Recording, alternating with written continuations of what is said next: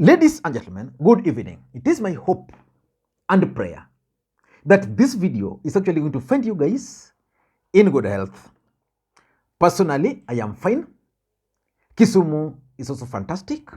Maybe you could let me know where you are watching the video from. I want us to talk about the unbeatable Raila Odinga and how Raila Odinga is securing victory against William Samoei Arap Ruto at each and every step of these mandamano manenos. Because for those who've been following Raila Odinga since he declared mandamano, majority of Kenyans agree that Raila Odinga is winning against William Samoei Arap Ruto. In fact, there is a joke which is currently ongoing in the country, if you follow Facebook and Twitter, that when it comes to political strategy, when it comes to political moves and schemes, you can't beat Raila Odinga. And that Raila Odinga only draws the line when it comes to the presidency. And that the only thing Raila Odinga cannot win, politically speaking, is the presidency. That is the joke which is outside there. But how is Raila Odinga been able to outwit William Ruto during this mandamano? What are some of the strategies which he has been using? In this video, I want us to look at all those. Before we do that, in case you're watching this channel for the first time, please take a second or two, click that subscribe button so that next time we produce a video like this, YouTube will automatically notify you. And to the subscribers, I want to continue thanking you guys for your continued support. Because without that support, this channel cannot be where it is now. Let us get back to the main issue. Raila Odinga has been contesting for the presidency of the Republic of Kenya since 2007. Forget about 1999. The first time Raila Odinga really contested was in 2007. The legends will tell you that Raila Odinga actually won that election. But Raila Odinga was never declared the president. He ended up being a prime minister. And most Kenyans believe that if Raila Odinga had heeded to William Ruto's advice to sustain PEV, then probably he would have been the president of the Republic of Kenya, because he would have even engineered the impeachment of Mwai Kibaki. And then Raila Odinga again contested in 2013. He still believes that he won the presidency, but he could not sit on the seat. That was the first time the electronic voting took place in the country. Walimchorea kwa computer. Then again, Raila Odinga contested in 2017. The same story. In 2022, and that's why most Kenyans now believe that the only thing Raila Odinga is unable to win is the presidency. Raila Odinga had everything for him. The only thing he lacked was the system which this time around he had. Bombers of Kenya happened. Raila Odinga is today out in the street putting some demands for Ruto. But presidency and Raila Odinga are two different things. When it comes to political strategy, Raila Odinga is always number one. After 2022 election, Raila Odinga petitioned at the Supreme Court. His supporters were really disappointed. They lost hope. And their only prayer then was that this government was going to fail. And they wanted Raila Odinga to take a break from politics. Because Raila Odinga supporters believed that Raila Odinga has fought for Kenyans. But Kenyans were not really appreciative of his efforts. So they wanted Raila Odinga to take a break from politics, go to Miami, play golf. Kenyans were going to suffer. Then at the right time, Raila Odinga would be back into the country. They would organize a massive homecoming. Then Raila Odinga then emerged and started talking politics. And people like me, because personally I support Raila Odinga anyway, were really disappointed that Raila Odinga was coming to the public limelight to talk about politics. For what? He needed to take a break. then come back later. He needed to leave Jubilee government, Kenya Kwanza government, to make mistakes, to fail, and then Kenyans themselves were going to demand. Unknown to us, Raila Odinga had a strategy. That strategy has led him to the current demonstrations. And strategically, for those who follow politics, Raila Odinga is winning the war at each and every step. How is he winning the war? I know that is the question you guys were waiting for. So please give me around another 5 minutes to explain for you guys the strategies. Let us look at the first issue, which is the issues. Raila Odinga placed 3 demands in summary to William Ruto. There was the issue of the server, the issue of IBC recruitment, and the issue of cost of living.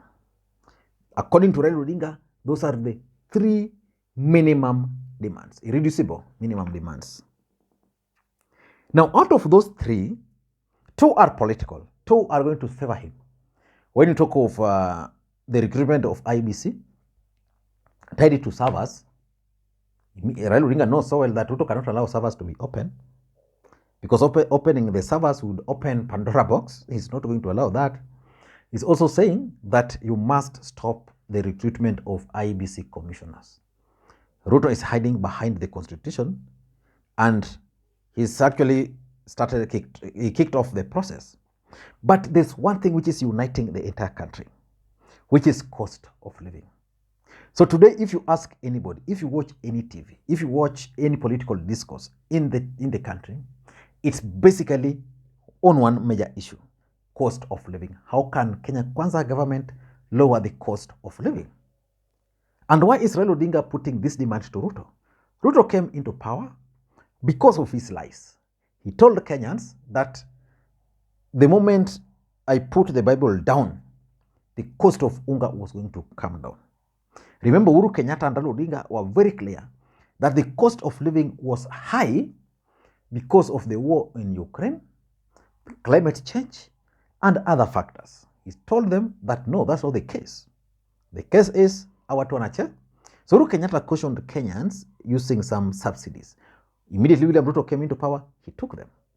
So today, on those issues, Raila Odinga is winning on the issue of cost of living. Because cost of living is something which you can tell Kenyans to wait for 6 months. You can find immediate, short-term, long-term measures. The only short-term measure is the subsidies, which Ruto is saying no. But again, they supplied fertilizers, which is going to mess them up, because those fertilizers, according to farmers, might not be the best.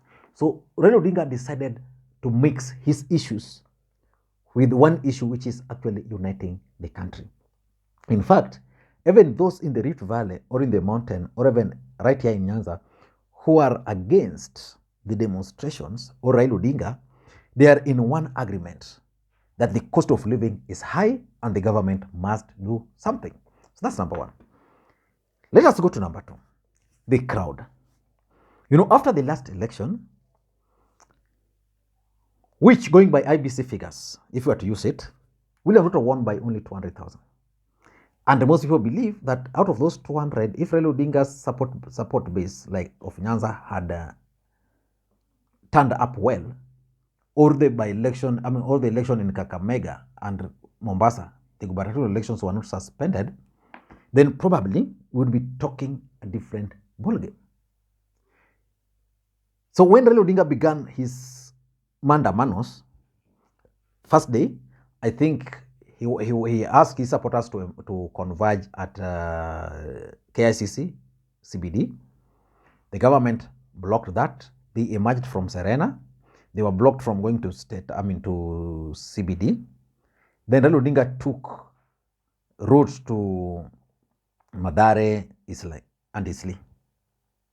The crowd followed him. Then Kenya Kwanza started creating a perception that those demonstrations only targeted Raila Odinga's stronghold. They were not tribal, that Mathare is Luo. Then probably He went with the same crowd to Eastleigh. So the crowd was massive. So that was the first signal. Now, the next day, the next rally, Raila Odinga came up with another strategy. He went, made an appearance from where? Kawangware. Kawangware is lawyer base. The crowd was massive. So then you could say that that's another Luo constituency. Crowd was massive. Then yesterday, Raila Odinga emerged from Embakasi South, Kamba. He went to Embakasi East. Again, yesterday's rally was the most peaceful, the biggest crowd, which William Ruto and Rigathi Gachagua could not accept to continue. They didn't want the TVs to continue showing those crowd. So they threw tear gas, water cannons, the live bullets, everything. But Raila Odinga was able to show and prove that indeed he has support. Because the police blocked his route, he emerged from somewhere, crowd saw him, that was the beginning. So when it comes to the issue of crowd, he's already winning it, because politics is a perceptual game. So most people believe that the support he has now is organic. People just turn up. So if you are saying that it's Uhuru organizing the Mandamano, then the question is, how is he organizing it? Is he paying people to come up from nowhere? The other area which Raila Odinga has won in a very big way, massively, is government strategy of branding the rallies as violent. The government of Kenya is determined to portray Raila Odinga's rallies as violent. Raila Odinga has managed to do one thing. His convoy emerge. They move with a crowd carrying leaves or just dancing. Initially, the government created chaos. In specific places, it failed. That time you saw what they did in Kebra, what they were doing in Kisumu here. And they wanted to confine, initially, the demonstrations to two counties, Nairobi and Kisumu. In fact, they believed that there was no demonstrations which are going to happen in Migori, and there were no demonstrations which are going to happen in Homa Bay, and even in Siaya. They happened. Kisii, Nyamira, Kitale, Bungoma, Vihiga, Kakamega, Busia, Mombasa. In the mountain, they arrested anybody who tried to demonstrate. In Nakuru, the former speaker, I don't know whether he was released when he led demonstrations there. So Raila Odinga has now managed to win the violent tag from Ruto, including yesterday.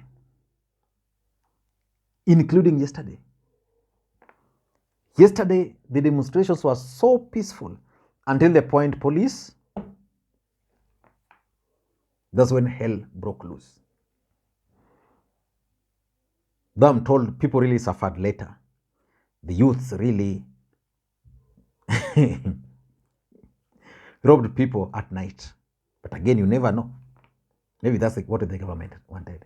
So he has defeated them again on the violence. You can't say that Azimio rallies, demos are violent, unless you just want to portray them as violent. But you can't. You know, you can go watch the videos of Raila Odinga's convoy from wherever they began, people selling, joining them, dancing. until they point tear gas. You can only talk of violence after that. So which means the government already has a strategy. We tear gas these guys, we unleash our people to also deal with the ordinary Kenyans to cry. Number 4 is intelligence. Raila Odinga's intelligence network currently is on top. That's where it used to be before. In fact, I was with some guys and they were like, Lee, there's something we've noted. Since some guys left Raila Odinga for Kenya Kwanza, he can actually plan things without anybody. And I think even another gentleman, friend of mine, posted this, that Raila Odinga can now plan anything successfully without people knowing. Let me just get what my friend Kamasasa Ephraim was posting. Okay. Now he's saying, he posted this yesterday, nowadays, Raila can plan for his rallies and schedule never slips to the state. His strategies remain within a small circles around him. Giving security organs had a time to counter him. When police barricades east, he emerges from south. When they seal north, he emerges from west. Security organs are always gasping for new strategies. It was a blessing for some close characters around Raila to leave and join UDA. So there's that strong feeling that Raila Odinga was infiltrated. Now he has the intelligence. His intelligence network is working. He's able to reveal the plans of the police. He's able now to even capture and counter and thwart their moves. Number last, Raila Odinga has also won on propaganda aspect of the whole thing. You know, the international community is supporting Ruto. Ruto wanted to portray himself as someone who is not against the demonstrations, that it's the Azimio who are violent. Right now, the international community are seeing what is happening. That Raila Odinga is just following the law, supporters standing up peacefully, then the police. So he's managed to win.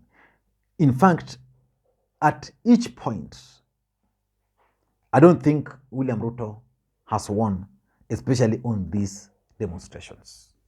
The only thing Raila Odinga is unable to win is the presidency. But in any political contest, I want to send a message to Ruto. Raila will beat you, hands down. Thank you, and may you have a good day. Bye-bye.